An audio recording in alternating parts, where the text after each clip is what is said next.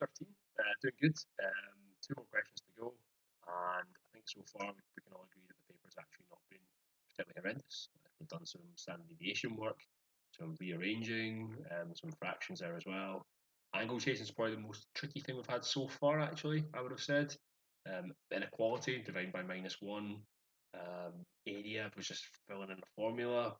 Equation of a straight line, that always comes up. That's not even maths.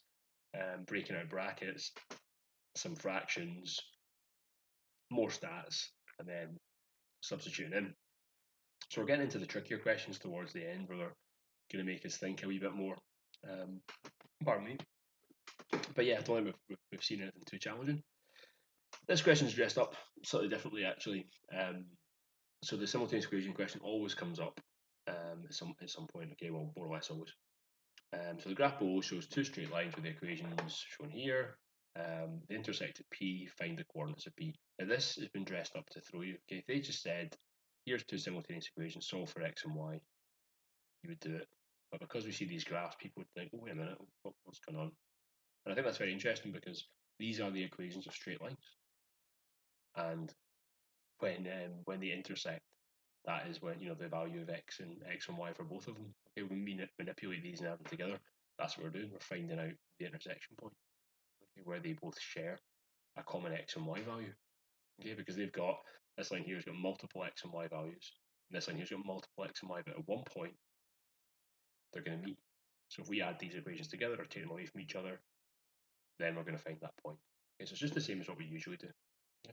So I would always write out my equations: 3x minus y equals 2, and yep, x plus 3y is equal to 19. So right now we've got two variables. We've got an x and a y, and we need to just get one of those on their own. So we need to manipulate the equations so we can cancel them out. So what does that mean? Well, if I go up to here, usually what that means is, so say I've got 7x plus 5y is equal to 8, okay? And I've got 4x plus 7y equals 10, okay?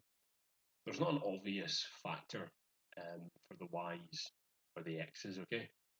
So the thing that you would just do instinctively is say, well, let's call that 1, let's call that 2. If we times this by 4 and times this by 7, i.e. these coefficients, we'll end up with 28x for equation 1, 20x for equation 2, and then we just follow through, okay? This is 2, 49y equals 70. Just follow through. But that's the way of always making sure you've got a common coefficient, is just by using the coefficients that are actually shown in the equations. Okay, so likewise I could have times this equation by 7 and times this by 5, and then I could have got rid of the y's. Okay, that's the standard process. What you can also do is just look. Okay, if I look over here, I can see I've got x and 3x, and if I times this whole equation by 3, I'm going to get 3x. Same here with minus y and 3y. If I times this equation by 3, I'm going to have a minus 3y and a 3y. Okay, so I don't actually have to manipulate both of them. I can just manipulate one. So let's look at the x's. Okay, so say I times this equation by 3. Okay, I'm going to get 3x plus 9y. 19 times 3 would be 13, 27, be 57.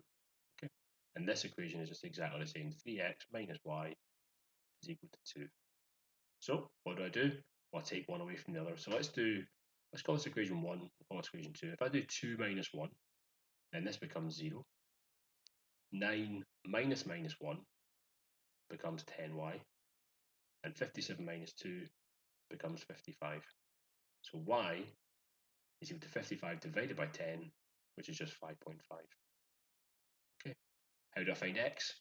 Sub it back in. So just take the easiest equation. Let's take this equation here. Okay, so 3x minus 5.5 is equal to 2, and then we're just rearranging. Okay. So how do I get my 5.5 onto this side? Well, I do the opposite operation. I add 5.5. So I'm going to do 3x is equal to 2 plus 5.5. So 3x is equal to 7.5. So then x is equal to 7.5 divided by 3. So 7.5 divided by 3, ooh, a bit tricky. How do we do that? Well, what does this do? Our standard bus stop. 3 into 7 goes 2, remainder 1. 3 into 15 goes 5. So that's 2.5. So x is equal to 2.5. Okay? Nice and straightforward. So don't get confused. The fact they put a graph in, they're trying to dress up fancy. It's a very straightforward question. Okay. Marking scheme. What have we got? So we got a match for scaling the coefficients, as it's called. So times them by 3, so we get a mark over here. And then a valid strategy through to produce values for x and y. And then staking them at the end. So that's funny. So actually just staking them at the end gets you your marks, but then a valid strategy for working them out. So i.e. taking away here and then substituting back in. So there's quite a lot for that one mark actually. Quite a lot for that one mark.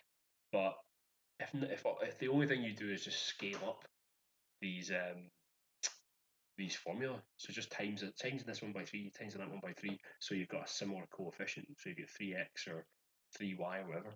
That's worth 1 mark. That's incredible. So if you know nothing about it, just try and multiply through to get two that are the same. Okay.